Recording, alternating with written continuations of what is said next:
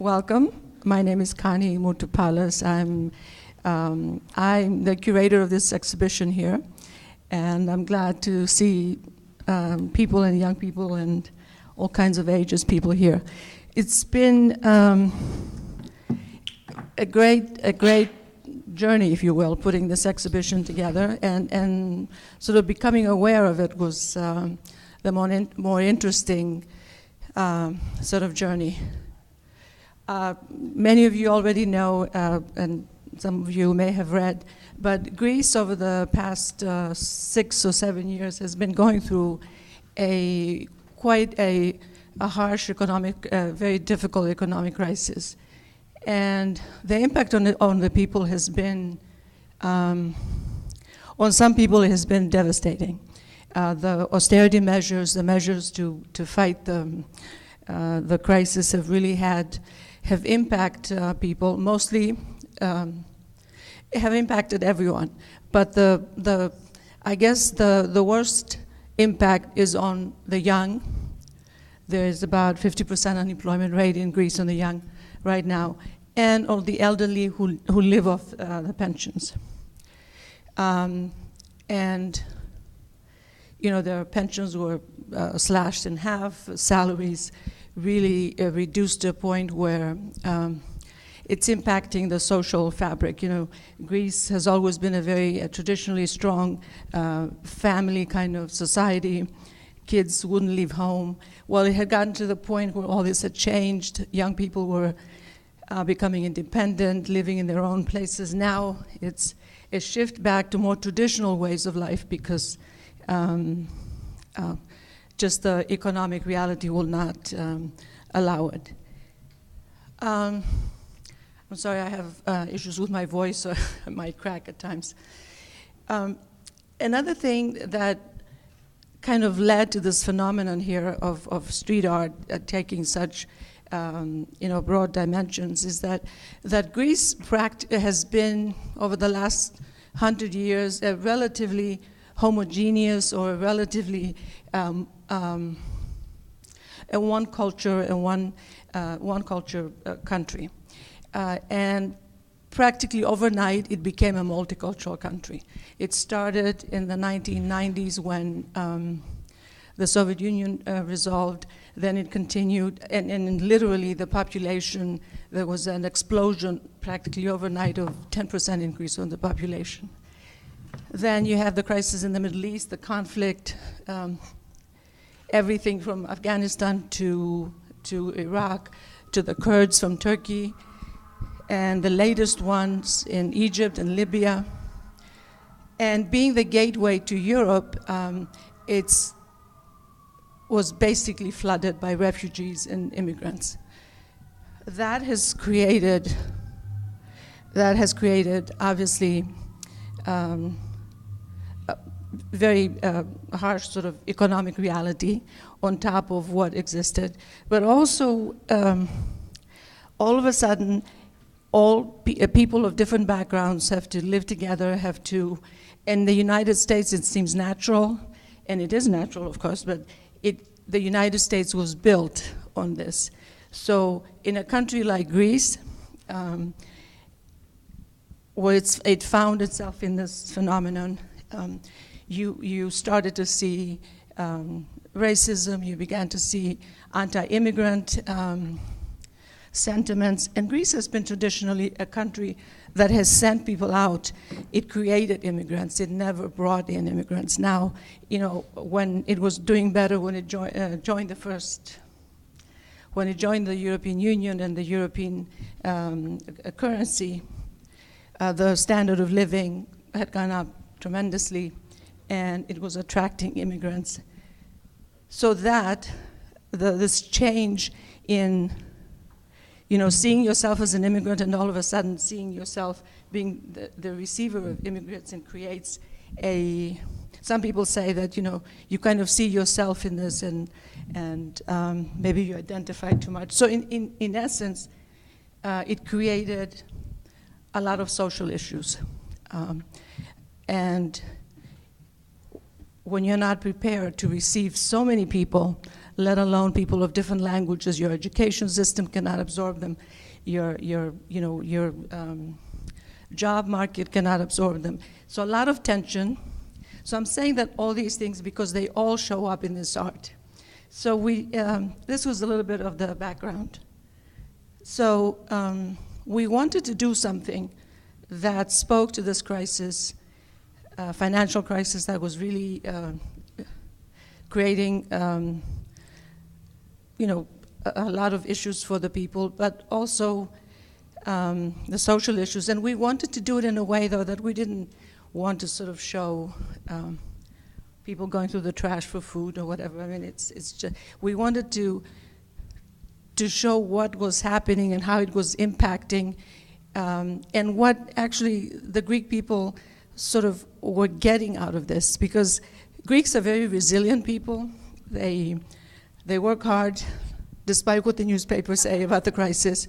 We work very hard, and you can see that in the US when you get to know Greek Americans. They're all people who have made something of themselves. They take good care of their families, and they thrive. So we wanted to show what was happening in Greece, the different emotions that the Greek people went through, and how they were dealing with it. So also the newspapers around the country and the world actually were picking up on this phenomenon of an explosion of the arts, but not in the traditional sense. So the New York Times had a big article several years ago, and it featured a couple of these artists. One of them was STMTS over here. He's a young man, he's 21 years old. I tracked him down through various blogs, and when I communicated with him, and I wasn't sure how he would react about doing an exhibition in the US and all that, but he was so flattered and so honored that he made some original works of art, and he sent them to us, and they're exhibited right here. This image, or a version of this, was in the New York Times, and it's right at the front. And speaking with these young people, I found that they were exceedingly concerned about their country, their families, their fellow citizens, but also they had a broader view of the world, and they were concerned about what was happening around the world and how it's a global economic crisis we have to remember, and how it was impacting everyone. So as you walk around, you will see different emotions. You will see some that we express a lot of anger, some that you can see the despair in people's eyes. The one that really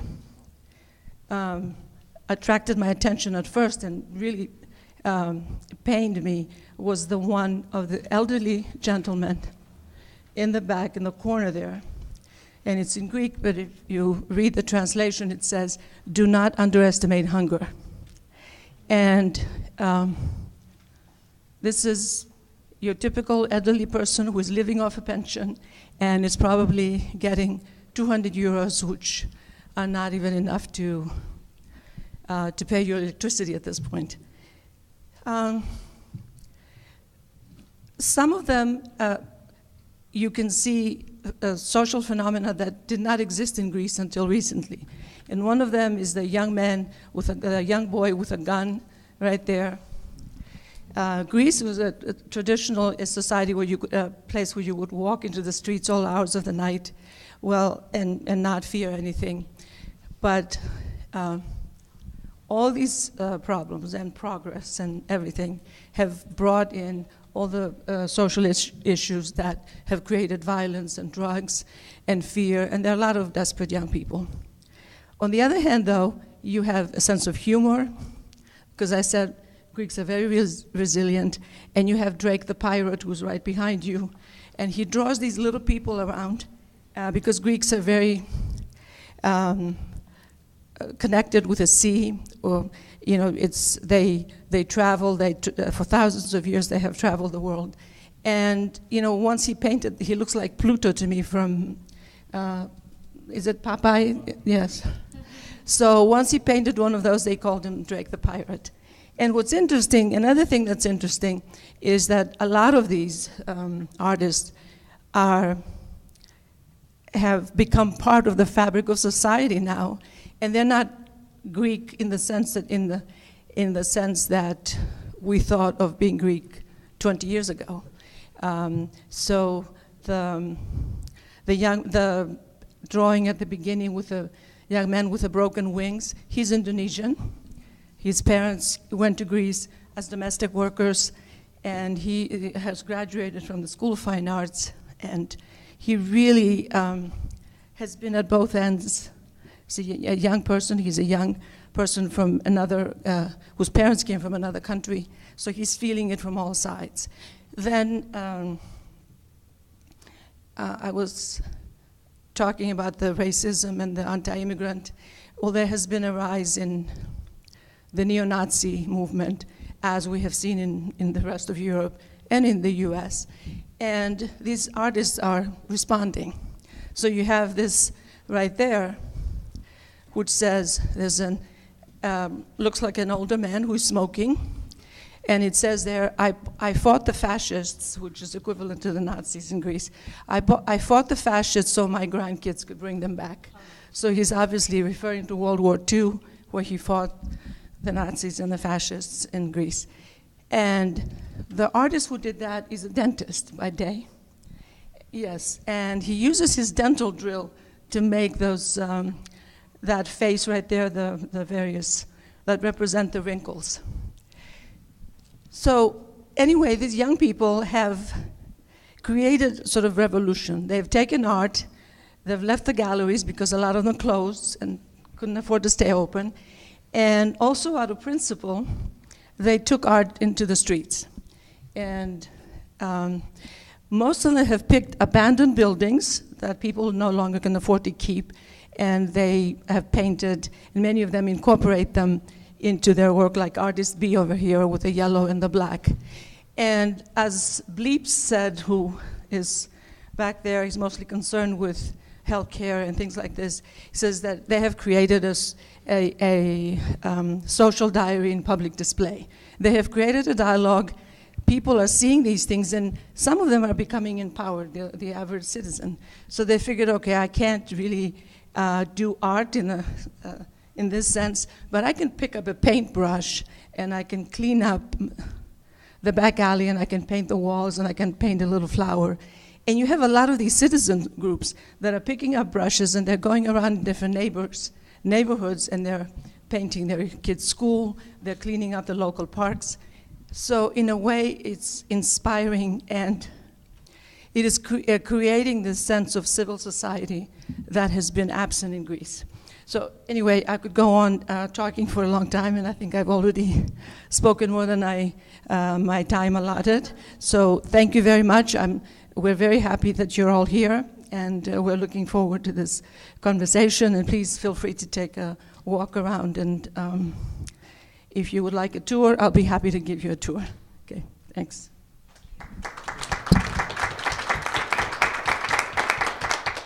So I'm Stephanie Farmer, and I'm a professor of urban sociology at Roosevelt University. And so I'm not necessarily going to be able to speak directly to the street art that's produced, but I will give more of this kind of urbanist take on what street art contributes to the urban environment. Hello, I'm CHema. My artistic name is CHema Skandal. I'm from Mexico City, and I moved to Chicago around 4 years and a half. I'm a graphic artist. I don't have a graffiti background, but I got into pasting and stickers, street art here in Chicago. Invited first by a couple of good friends. And well, no, that's how I met Steph also. So.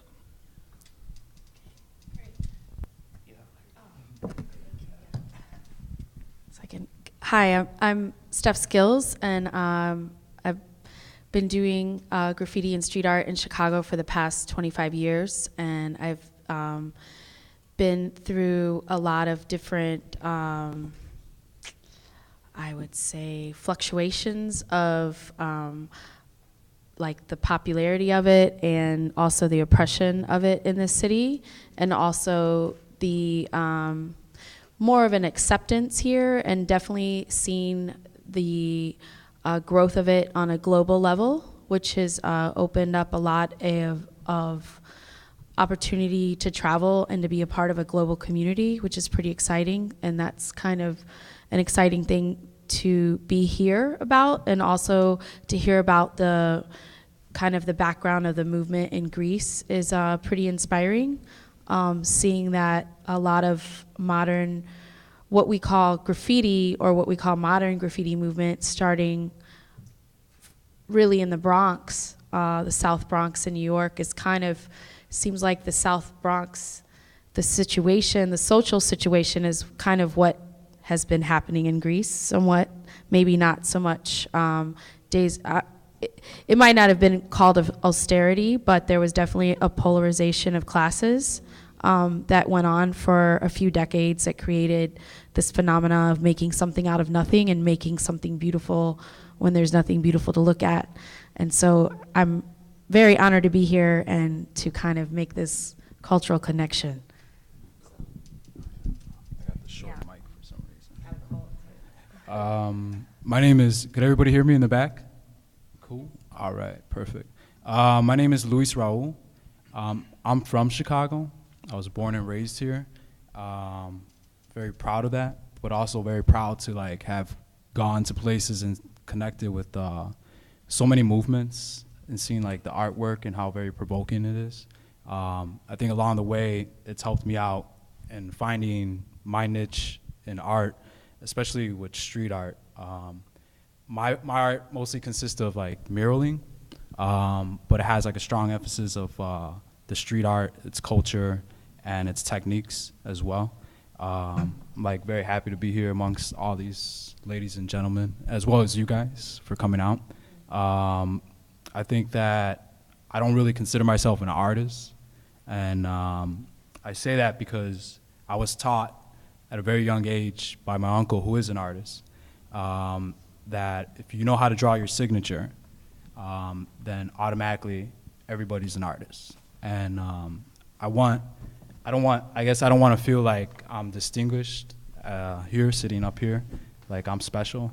I think that maybe I speak for everybody when I say this, but that we just decided to take what's like natural to us and do something very positive with it. And that's, I guess, what also speaks on behalf of like all this artwork that hangs up here as well. Hi, I'm ABC Kills. I'm originally from the east side of Chicago. Right now I'm based out of either Logan Square or Arlington Heights.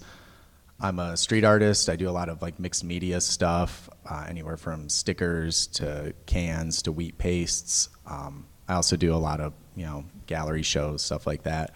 My imagery tends to be a little bit darker. I do a lot of like religious, drug-based, some violent imagery in my artwork, so it tends to not get as much love as some of the other stuff out there. But yeah, I've been doing this for 10 years under different names here and there. I was originally doing stuff in Milwaukee for a while. Yeah, started doing stuff under ABC Kills about 4 years ago in Chicago again. So that's me.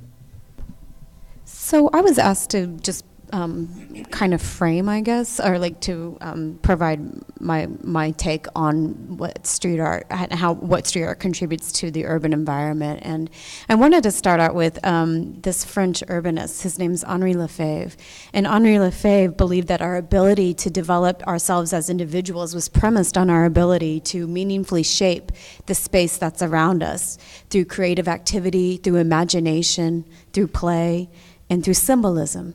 Because for Lefebvre, all human action takes place in space. So space is fundamental to make the world after our own heart's desires. How we shape space goes on to shape the kind of people we are, the social relations we create, as well as our relation to nature. But space is both a material as well as a symbolic construction.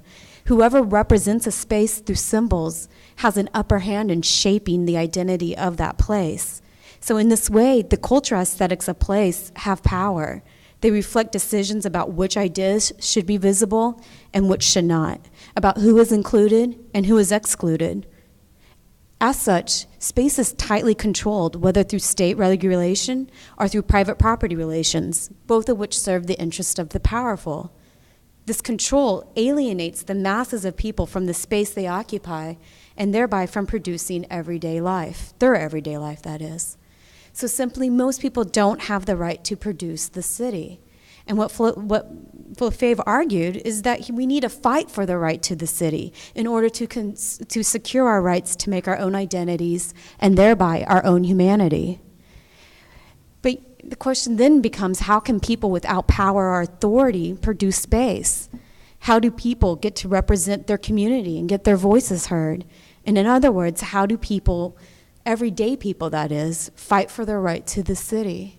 And I believe that street art is one tool that we can use to seize the right to the city. Street art transforms official space into democratic space. It denies official control of space and reclaims that space as the public commons. Street walls are the sites of democratic participation in the tradition of the soapbox in the public square. They are the TV station that the people never had, as Chuck D once observed about rap music. Street art projects ideas, frames a way of life, and says this is who we are, and this is what we want, and this is how we want to live. It broadcasts to others that another world is possible. Because it challenges authority or seeks to build solidarity for another world, street art is often, by necessity, swiftly produced and clandestine. It is hastily sprayed or slapped across walls during politically contentious times, as in the recent rebellions against the IMF in Greece, or the early 2000 rebellions against the IMF across all of Latin America, or the ongoing resistance to the occupation in Palestine. Street art produced in less politically contentious times, like what we see in Chicago, is no less rebellious. It too challenges authorized uses of space, whose ideas gets to be expressed in that space, and who has the right to produce it. So the clandestine nature of street art, seizing the right to the city, explains some of the mediums in which our street artists on the panel use. Spray paint graffiti and stencils, wheat-pasted posters and stickers all have the quality of being pre-made, highly mobile, and rapidly applied. Commissioned street arts, like the murals that Luis makes, they may add color and beauty to our corners, but they also they also inject a set of values that confronts business as usual, and that also go on to help shape the identity of the community. But I think one of the things that we are here to discuss also is street art always rebellious? I think we can point to a few examples in Chicago. In some instances, street art may be used to claim a neighborhood for gentrification. You look up into like the 2000s in Pilsen, street art had a distinct Mexican character to it. Now today when you go through the street in Pilsen, what you see is a blend, so to speak, of the Mexican and hipster aesthetic, much like the people that populate the neighborhood. And so should we regard the walls of Pilsen as a proxy war, so to speak, over who gets to represent the neighborhood? Or does it signify how both groups can coexist in that space?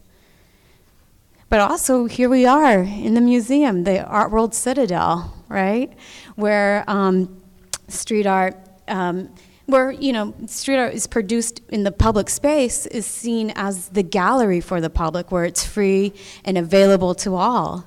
And yet, once street art is moved into the museum walls, does this mean that street art is now official and secured? Does, the very kind of nature of the space that street art was rebelling against. But just because the aesthetics of street art is appreciated and valued and moved from the street to the museum walls, does this mean that street art is now part of the establishment? Does it mean that street art's no longer rebellious? So I was hoping that perhaps the people on the panel might want to answer some of those questions. Yeah, that was like that was like 50 questions in one. Well, pick your favorite. Well, I like what you said when you. how many people here in the audience are actually from Chicago? Okay, cool. So like being here in Chicago and then living like in Pilsen in the South Side, like what you said earlier, like resonates with me like pretty much on the same level. Like I've seen like Pilsen go through a series of like changes, and if you were to document like the artwork over time, you could see how it just did like almost like a 180. It went from things that were like highly political, cultural, to things that are, I don't know, like cute and like, you know, all right, cool, nice, aesthetically. But if you also look at the economic, political, and social changes that have occurred over the last like couple decades, since the beginning of that muraling, you can see how they correlate and how they match up. And like you said, like, you know, street art, I guess, as I see it, and then, I don't know, maybe you guys can jump off of this, that it can go either way. It can benefit people, it can send a strong message, like how we see here, or it could be something that maybe a larger power can use for their benefit or for the benefit of some group or party. Personal gains, financial gains, commercialization. So I don't know if somebody wants to jump off of that point. I'll jump in. Something I know we were talking about earlier was Chicago-based graffiti and street art, especially the street art end of it, like wheat pasting, stuff like that. Overall has been very, like he was saying, very cute. It's been very cartoony, very cute, very palatable to the larger public, which is what attracted me to this exhibit. Was I like seeing the mix of like more politically based artwork with a message, and I still think there are artists in Chicago doing that. I just think, unfortunately, as a whole, due to things that, you know, we were talking about, like the changing neighborhoods, the shifts, the gentrification, that a lot of that gets lost. You know, a lot of people see it as very aggressive, or, you know, they, you know, sometimes people don't want to be challenged every day. They want to see, you know, it's cuter to see a teddy bear than, you know, something that makes you like contemplate what's going on in your neighborhoods. And that's what I think's rad about this exhibit versus what's going on in Chicago, is that, you know, we see people using the street art as a voice, where I still think that is happening in Chicago in certain neighborhoods and with certain artists, but as a whole, I think that's something that, you know, we struggle as a city. Yeah, I think it's become, now that it's been a genre and art form for over 40 years in the United States and gone global and come back around, and now, you know, we are the man, so to speak, I guess, being in a museum and being featured. But I also feel that it is a double-edged sword, especially nowadays, because historically in Chicago, artists have been the gentrifiers of neighborhoods, which I didn't realize as a young artist living in Humboldt Park or Wicker Park and having to move to Humboldt and then having to keep moving, to the point where I was lucky enough to buy into a home that was allocated funds for affordable housing for artists about 13 years ago. Otherwise, I wouldn't be living in the city. That is, it's technically Humboldt Park, but it's called East Logan, West Bucktown area. But I couldn't afford to live. I couldn't afford to sell my building to myself or my home to myself at this point. But I also feel, it's really been used by developers. There's a developer in New York who has done a lot of great things for many artists. Has showcased our art, has brought a a lot of global attentions to some great museum shows. And he was based out of New York, and he was his partner is a real estate developer that developed the Lower East Side, which is one of the last urban bohemian communities, was kind of an abandoned. I don't know if any of you went to South Beach in the 80s, but it was kind of an abandoned Art Deco tumbleweed. I don't know if they filmed Xanadu there. Or there was just like, no one was there. And now if you've been to South Beach lately, it's incredibly overdeveloped to a point. I mean, it's fun. It's you're definitely in the matrix there. But now it's spread to a whole neighborhood that's beautiful. It's amazingly beautiful. But just in the past 5 years, and this neighborhood's called Wynwood, and it's placed right in between Little Haiti and Little Havana, west of downtown Miami.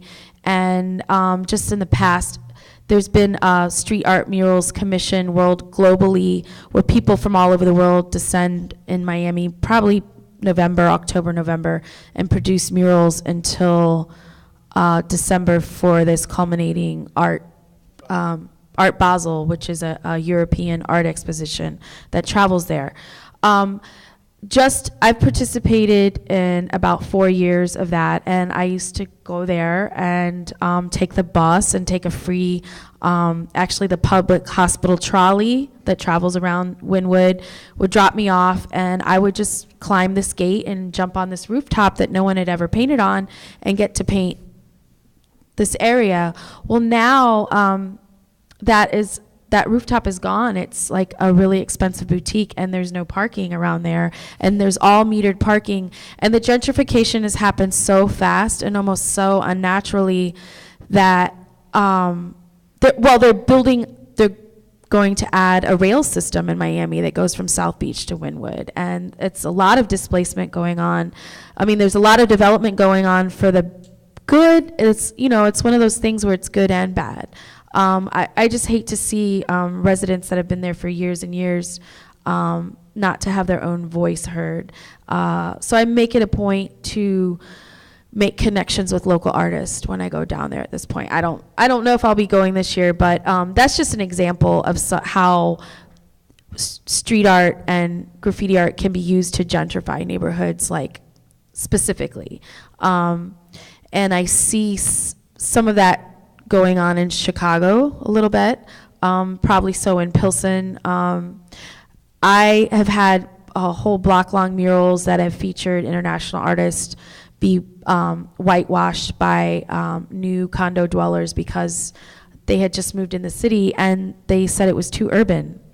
They didn't want to see this art. It was too urban to look at, even though the art was there before they bought their condo. So those have been whitewashed. Now I'm kind of dealing with this. I feel like it's definitely an arm of development of kind of one of the last wildernesses in Chicago, which was those freight lines that just kind of went west. There's a couple left, but now it's been turned into a park called the 606, which it's a beautiful idea. I just think, make it a running path. I mean, that's where my kids, if they were mad at me, they would go up there and kick rocks. And I used to walk the trail several times. But now it's like everything is manicured and,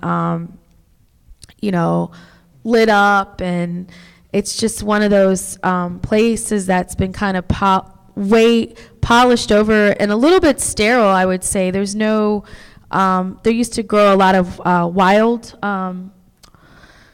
wildflowers and those wild trees that everyone cuts down because it gets in their sewage or whatever. Those would grow up top and shade the street. Those are all gone. And now there's metal gates. There's a lot of lighting.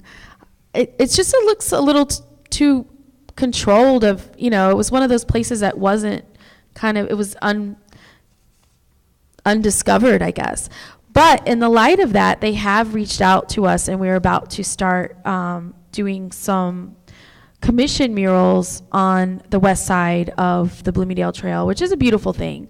So I guess oppression breeds really good art in a way, but we're going to go west of Kedzie to Central Park and do some murals. Well, we're starting to do the primer coats this weekend, but going to be going on now through the month of June. But I like to take the conversation back to the beginning when you were talking about space. So that's like a control of space thing. And there was a lot of muralizing and street art going along the Bloomingdale trails that I think brought attention to, like, well, look at this space, what's going up here, and people started moving the neighborhood.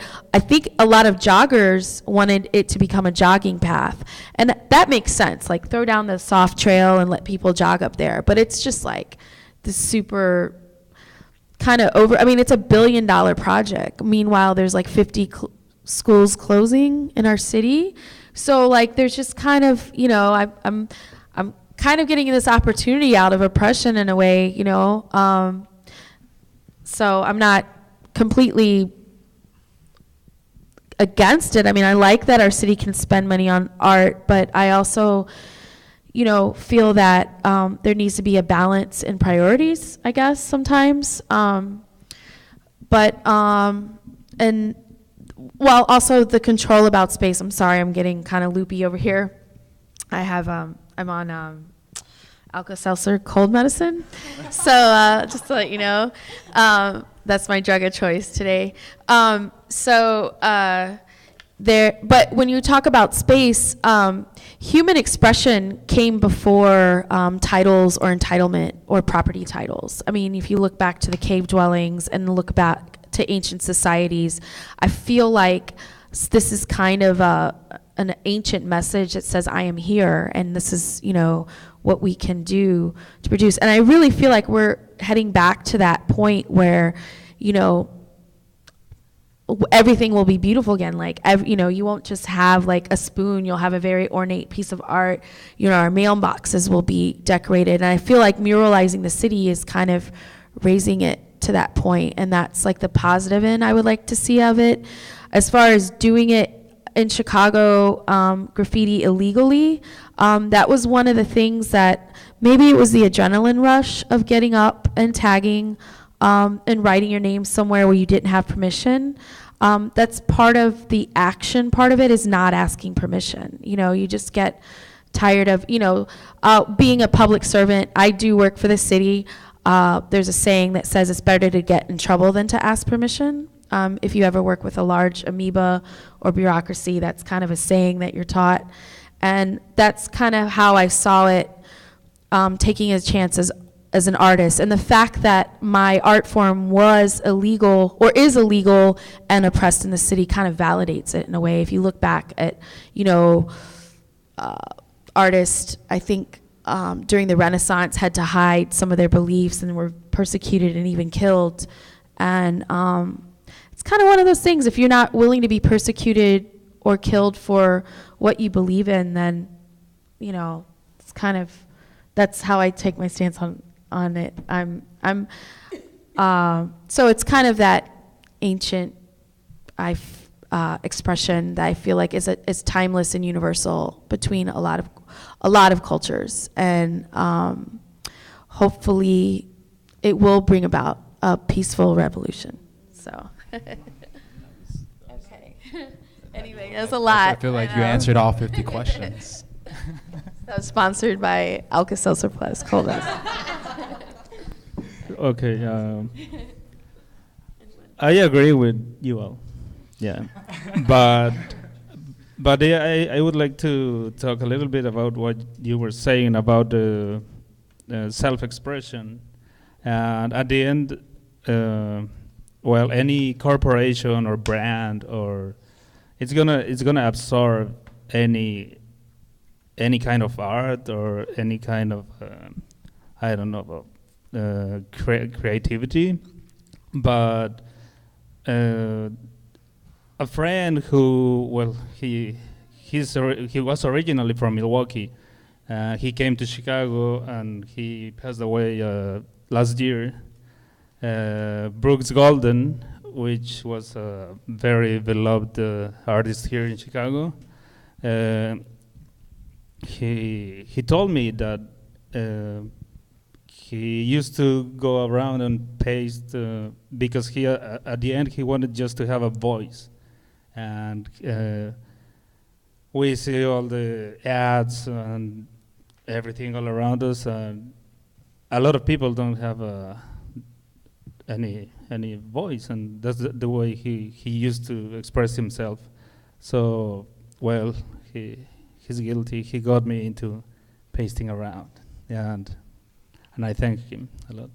So I think that's at the end part of it, as the same as art. It's something you do just to, I don't know, to keep going on. I just want to like jump off of what you said. Like when you mentioned like a voice, like that's like what drives me to do what I do. But at the same time, it's ironic that we're sitting here and we're talking, and we have about like 30 people in the audience, and they're not saying anything. Because I feel like what we represent is like we're kind of like a tool to like what you guys are feeling and thinking and concerned about. Like we become like the voice for you all, and we speak through our art.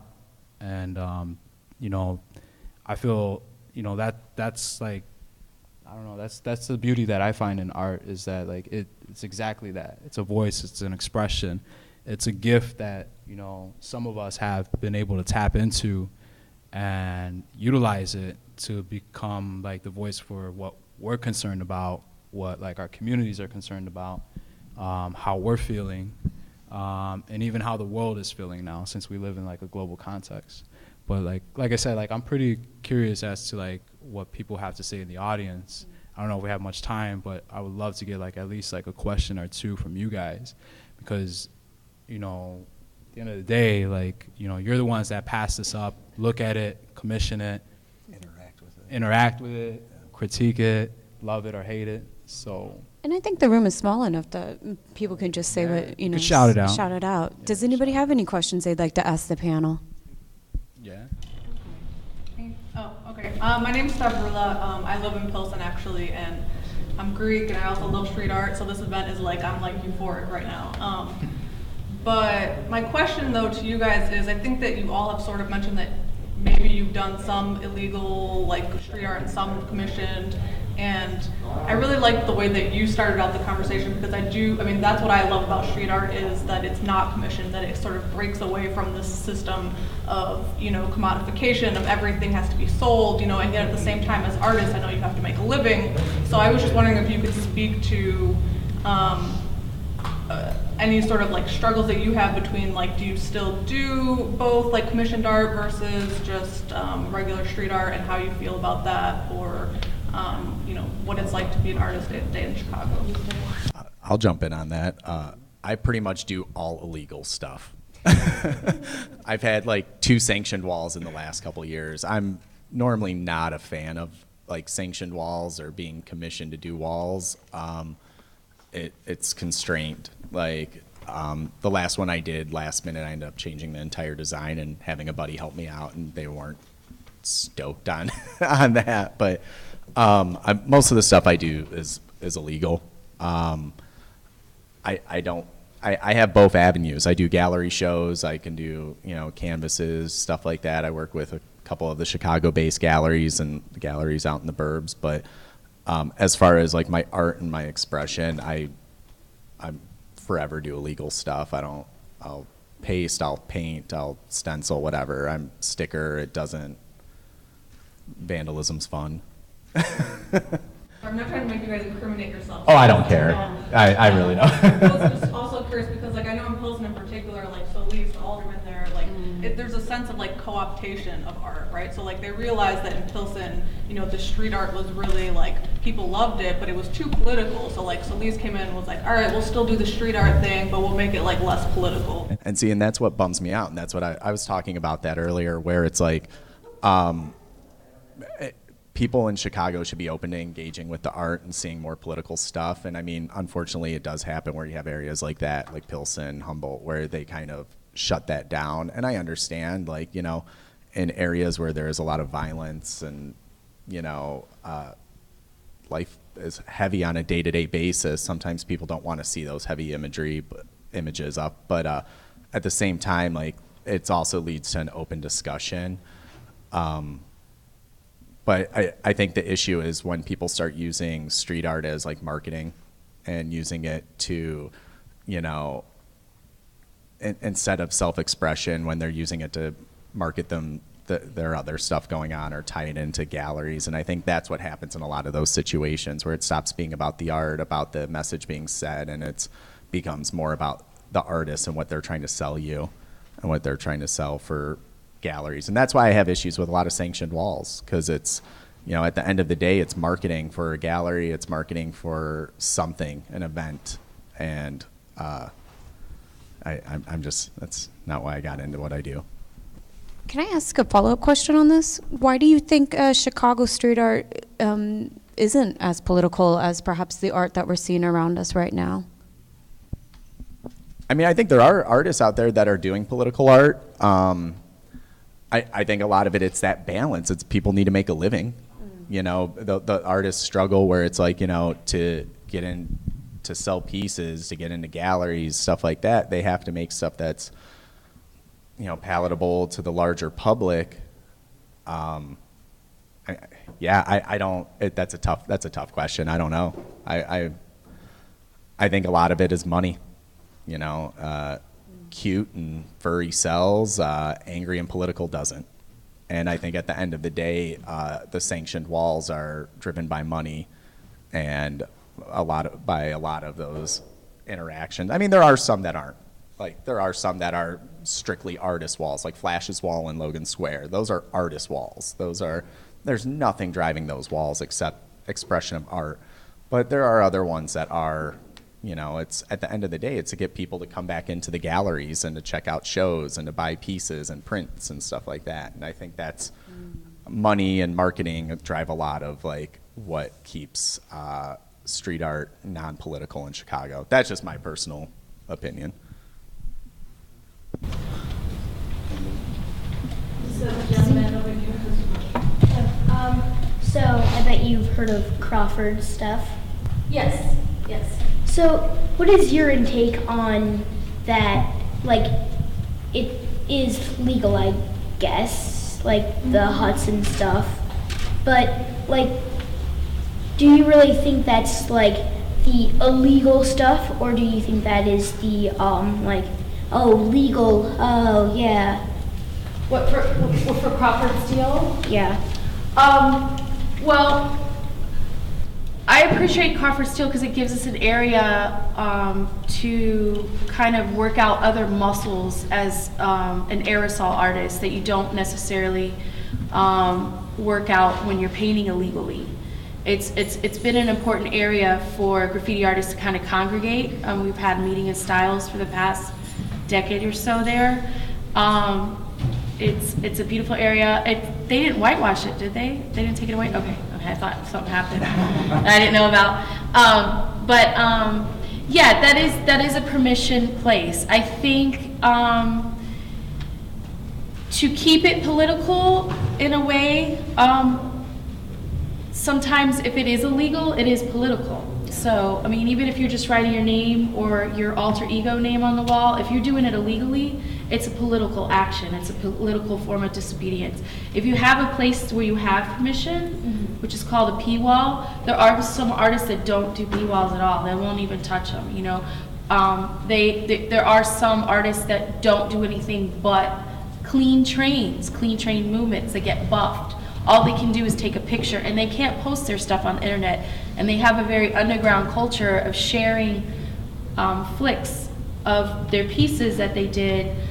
And it might be published in Europe because a lot of that culture is appreciated there. Because graffiti, modern graffiti art, not ancient graffiti that's been around forever, sgraffito, modern graffiti art, which I'm talking about from like maybe late 60s, Philadelphia, New York, actually developed here in the 80s, LA. You know, this is an art form that the US has kind of given back to the world. And I think that's like the cultural climate that has been going on in the US, definitely in this, the 20th century, because it's the 21st century, is very similar what that you said was going on in Greece for the past 20 years. And so that's why this is kind of like the same harmony that you're seeing there. But so this art form is appreciated a lot more there, like in Europe and other countries. Just like our jazz music. Jazz musicians in Chicago get, smiles and hand claps and handshakes. And if they want to get euro and get paid and make a living, they need to travel sometimes and perform jazz in Europe and Asia and other places. And it's vice versa. Sometimes you're just not appreciated where, where you eat at. You kind of, you're appreciated in other places. Much like when artists come from other places, they're treated very well here, and they might not get that appreciation in their own backyard.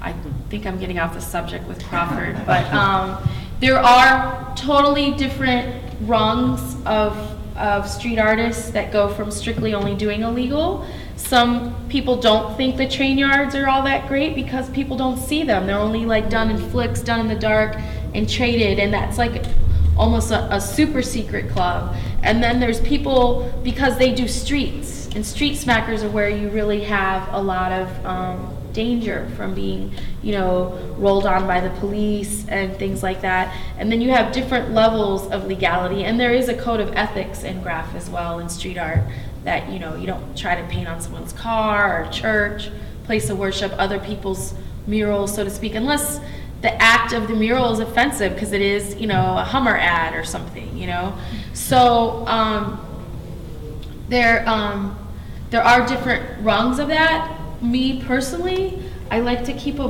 balance. I would like to say I'm alive somewhat in all levels of that, although that's argumentative. Like right now, I'm really flexing on some P-Wall stuff with the Bloomingdale. No, that's fine. But my kids are older than you, so and I went through a time where. Being a young mom, raising kids and painting, my older son kind of resents some of the choices I've made as an artist. And there are been times where I'm not the most domestic mother, and they've come around to appreciate it now, but that's just where I'm at. But there are going to be times where I get to participate in what I really love, and I do like a little adrenaline and a little speed. Okay, so going out tagging freights with like your X-Men crew. Well, tagging freights is one of my favorite things to do, and that's because it takes you kind of out of the busy landscape of the streets and puts you in kind of, all you hear is the trains and the quiet of the kind of tracks at night, and you're somewhere you want to be. You're not necessarily in a hurry because they're not as patrolled. It's changing now. Actually, if you're in the freight movements, the freight art movement, where there's a whole movement of people that just do freights, and there's freight crews. I love freights. Freights are one of my favorite things, but because to me it was a place where you could chill. There are some places in the United States where you can actually camp alongside the freight yard and paint during the day, and you're actually camping under the stars. And those are beautiful kind of vacations. They call them spraycations. But if the freight movement is a lot more guarded now because there's a lot of military mobilization going on. They're moving a lot of tanks. There's a lot of movement that I don't think the general public is aware of a lot of militarization of going on within the borders, on what we see going on in Baltimore and different cities in reaction to oppression and violence may happen here. There's a lot of, I see a stage being set up politically for a lot of union busting, and we don't know what's gonna happen in these streets of Chicago, but it seems like a lot of these, manicured, well-lit paths that are being built that once were, secretive, I feel like there's a purpose behind that that's not really the nicest thing to think about sometimes. Oh, that's okay. It's okay. As I think at Crawford, it's basically like a place to just hang out, paint. I've painted there a couple times. Yeah.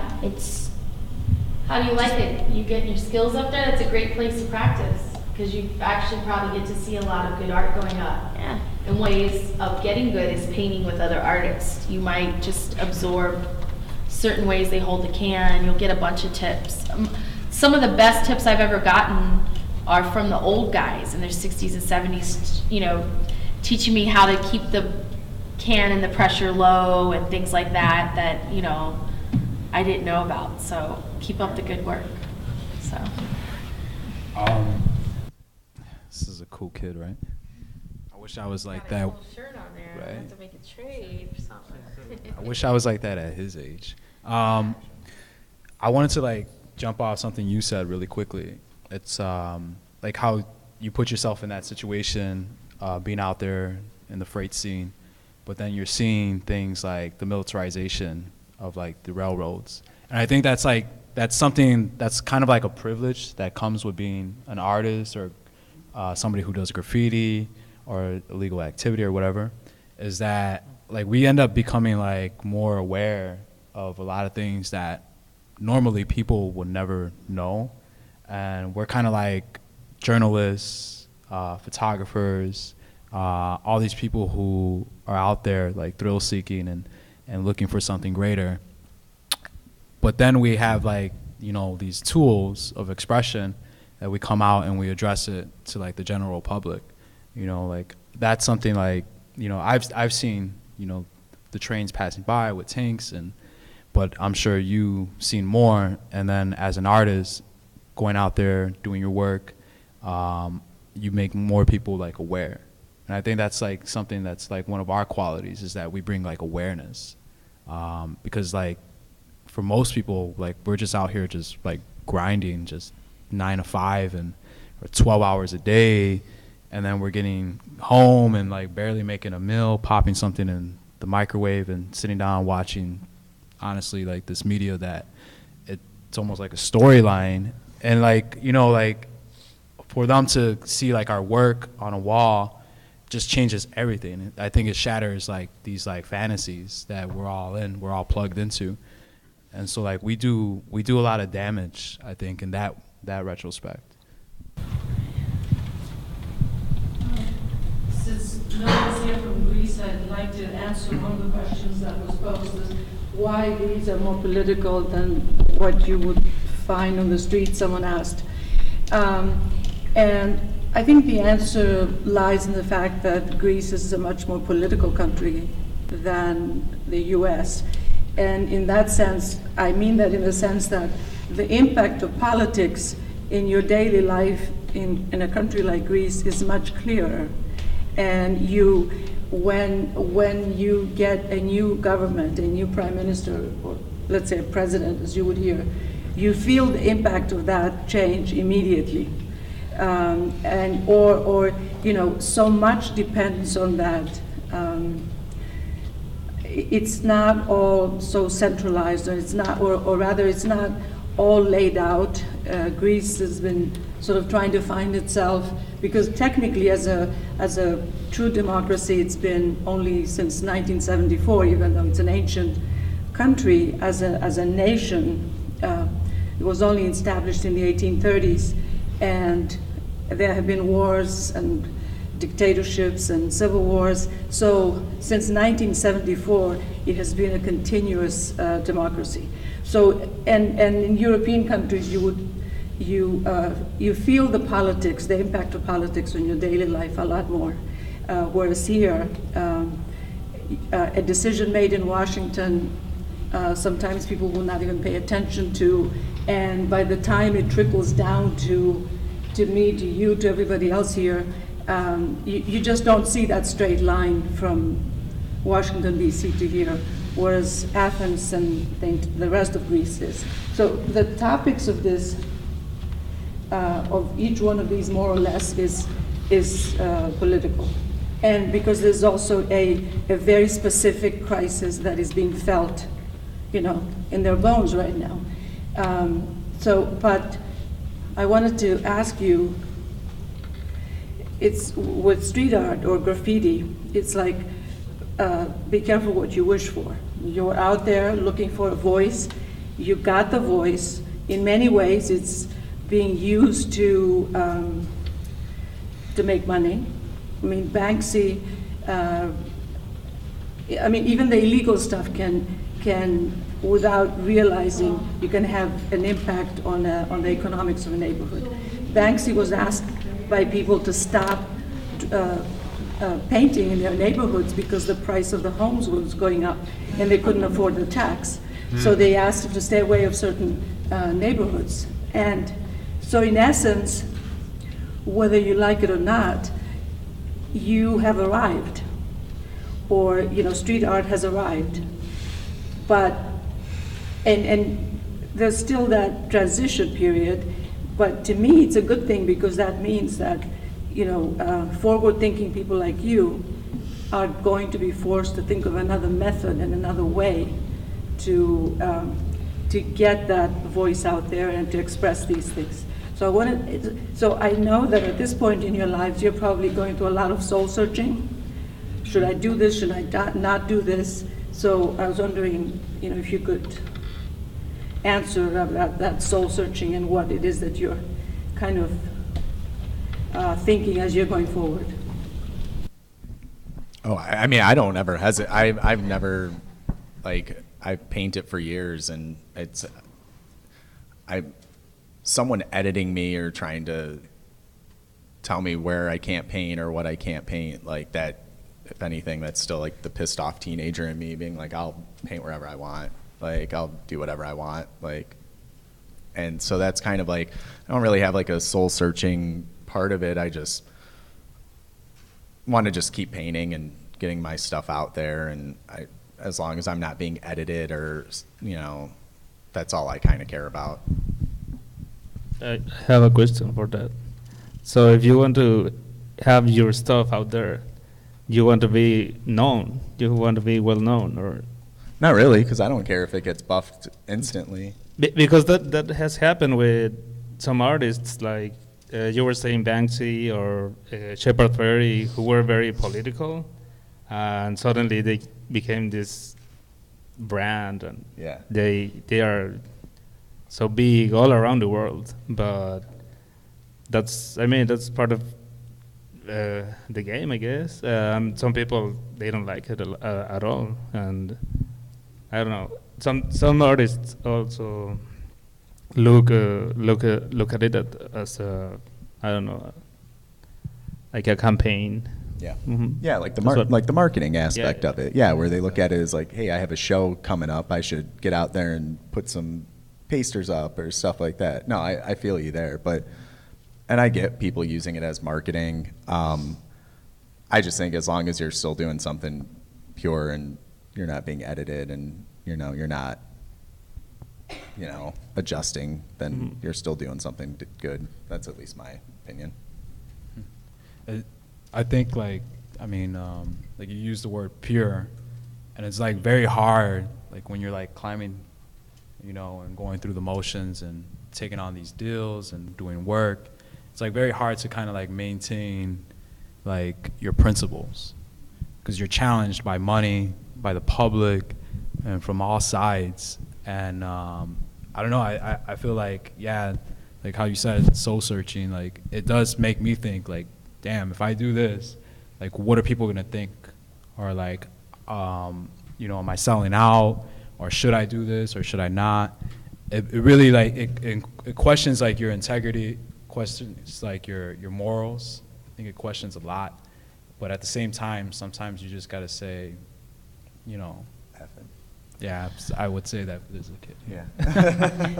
Well, The hell with it, like it's just like, sometimes you just gotta, I guess, just follow you, just do you. I think there's an interesting kind of answer that we'll see if it works, that we've been given a unique opportunity as graffiti artists on the west side to curate ourselves, which is kind of nice. Yeah. Instead of having to go, he gave us the blocks to kind of pick amongst the community who would be there. And of course, we're picking crews that have put in the time. There's a lot of new hot chicks on the block when it comes to street art, I'm sure. And then there's street artists that, see their art. It's what they're married to. It's not a one-night stand, or so to speak. So I think that would probably provide a little more balance is when we're allowed to curate ourselves somewhat and to be part of the curatorial process in some of the institutions and the public spaces. Because what I see now is like what I had feared that would be happening along the trail, and I don't know if it might happen later on. I mean, is that there's like now in Miami, places where people are just unofficially painting on abandoned boat warehouses.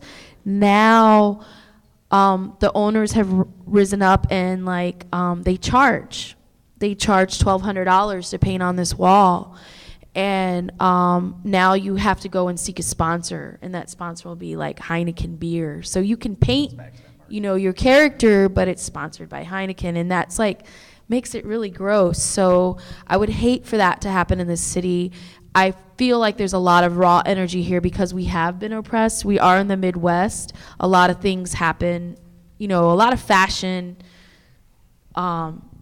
can happen in other cities really fast and change, but like when things happen here, it's kind of law. Like that's kind of how I felt. It took so long for us to have a show at the Cultural Center as a collective of street artists, which happened in 2013. And but when that happens, we are the law. I mean, it kind of turns here. If it happens in Chicago, then it's kind of like that Midwest test kind of thing. So, but I would really like to keep those doors open, which is a tricky area. It's an uncomfortable area to be in when you are sanctioned to do something, and you can kind of, I hope we're not being set up to fail. I mean, there's a lot of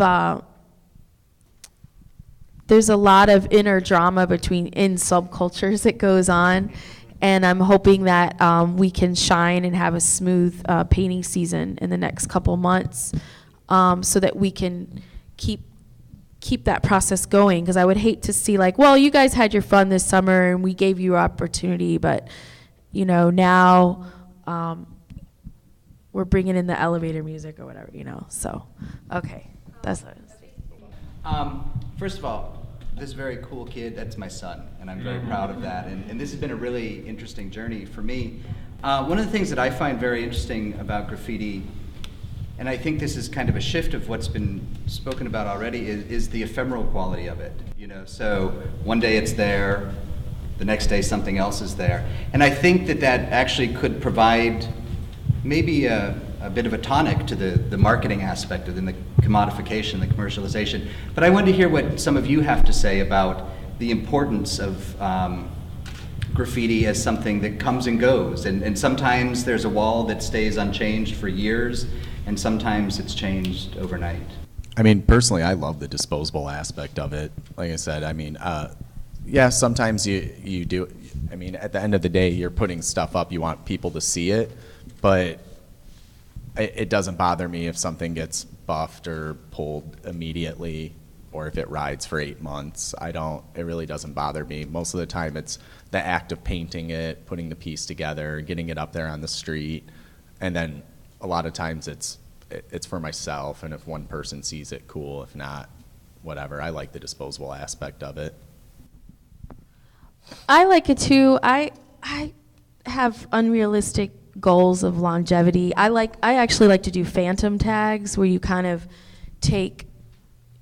you get up in a way that the general public might not be like red on a white wall, but it'll be like a gray on a white wall, so it'll ride for a little longer. I like that, but I am definitely like conditioned to the impermanence, which is kind of helped me out. It's kind of therapeutic for life in a way. Yeah. So, oh well, it's gone. I mean, the price of paint has gone up. I don't rack paint anymore. I'm just not at that. I've had my run-in and my lessons learned along the way. But I think it does add to the beauty of it. and the freshness of it. Although I do strive for longevity, that's kind of maybe a game in my own head, but the way I see it too is like, if I do something perfect and beautiful illegally, it's gonna be gone before I can photograph it. But if I do something that I'm not so proud about, that's like, oh, that F was so ugly. It rides forever. It's gonna be forever. It's gonna be on a freight in Vancouver, and people are, yeah, and it's like, that's in a way, you know, graffiti hell in a way, so. Okay. One more thing, do all of us sign your work in some way? I actually stepped away in the last year from signing a lot of my stuff. Like, a lot of the times my, like, stuff that I put up in the street, I don't sign anymore. I don't attach to my name. I try to let the imagery, and I'm trying to, you know, I try to, like, let that speak for itself. Or if I do, it's really small in the corner somewhere. I mean, I don't think I've signed one thing. I think that's just probably either forgetting about it or just not even paying attention, to be honest. But like, going back to like your question, like the short term, long term, it's cool when it lasts a while. I think, you know, riding the gravy train for as long as you can. But at the same time, there's beauty in its longevity, but there's also beauty in its shortness. And that's because, like, I feel for those who had that moment, even though maybe it lasted for a couple days or even a day, like, it will never be lost because it's all in our heads. And, you know, I'm pretty sure that from what we inspire, others will be inspired to create from that. So it never really dies, to be honest. And it's all on Instagram now, too. Social media.